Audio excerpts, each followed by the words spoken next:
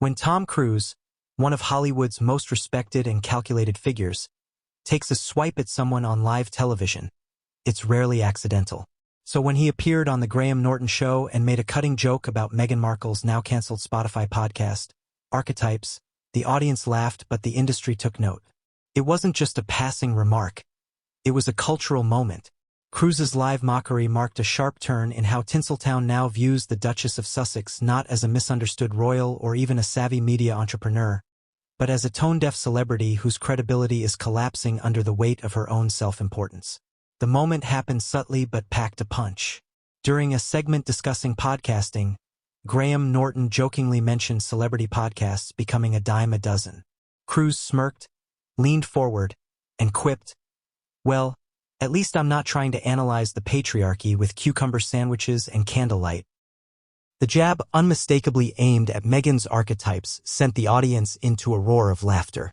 Norton, clearly amused but slightly cautious, replied, "Oh Tom, you'll get us in trouble with Montecito." But the damage, or depending on your viewpoint, the truth was already out. Meghan Markle's Archetypes, launched with much fanfare under a multi-million-dollar Spotify deal, promised to explore how labels like diva or hysterical unfairly hold women back. On paper, it had potential. But in practice, the series was widely panned as overproduced, self-indulgent, and ultimately hollow. Despite big-name guests like Mariah Carey and Serena Williams, the podcast failed to generate meaningful buzz. Even Spotify pulled the plug after just one season, with one executive going as far as to call the couple grifters.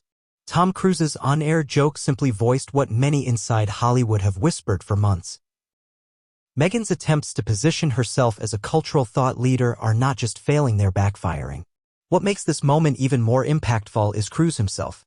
Known for being fiercely private, diplomatic, and image-conscious, Tom is not one to hurl insults lightly. For him to break rank and deliver a sarcastic jab suggests a deeper shift in Hollywood's tolerance for Meghan's brand of celebrity, one that leans heavily on grievance politics, curated vulnerability, and a relentless pursuit of polished relatability that feels anything but genuine.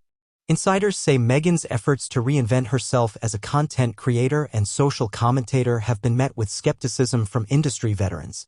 "There's no there," said one Netflix executive off the record. "Everything is surface, the lighting, the sound bites, the aesthetic. But scratch it and it's just PR." Indeed, Meghan's media efforts, from the Harry and Meghan Netflix docuseries to her recent attempts at re-entering lifestyle branding with American Riviera Orchard, have drawn more ridicule than praise. What began as a royal exit framed around mental health and independence has evolved into a curated content pipeline that's neither impactful nor culturally relevant. Tom Cruise's public dig may also reflect a growing fatigue among top-tier stars who see Meghan's climb as one not built on talent or hard-won experience, but on spectacle and victimhood. "Hollywood loves a redemption story," said pop culture analyst Erica Simmons, "but it hates inauthenticity. You can't preach empowerment from a mansion in Montecito while complaining about the pressures of fame and then launch a jam line like it's activism."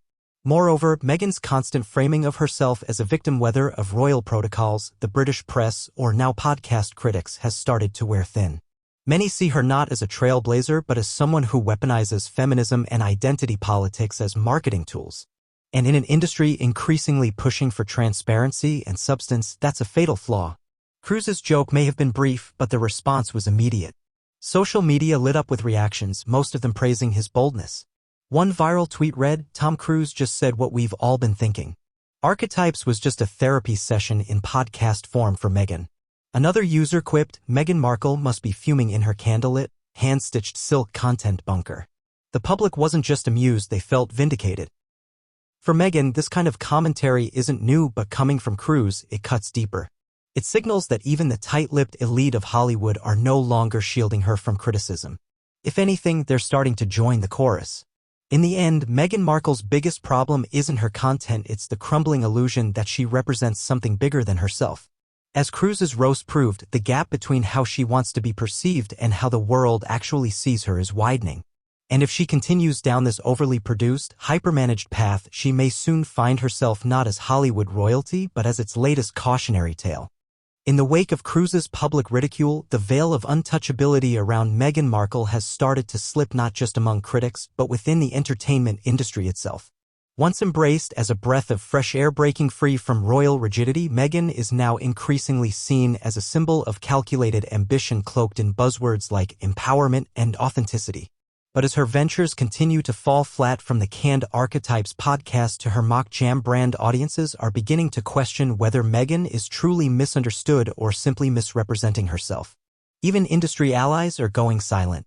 Her A-list supporters, once quick to post glowing Instagram tributes and public endorsements, have become notably absent from her recent endeavors. The absence is deafening. Without genuine engagement or resonance, Meghan's projects are starting to feel less like cultural contributions and more like branding experiments gone awry. And with high-profile figures like Tom Cruise openly mocking her in front of millions, the message is clear: the Hollywood honeymoon is over. Unless Meghan steps back, reassesses her approach, and embraces real vulnerability over polished victimhood, she risks cementing her legacy not as a change maker, but as a case study in how not to navigate fame after royalty.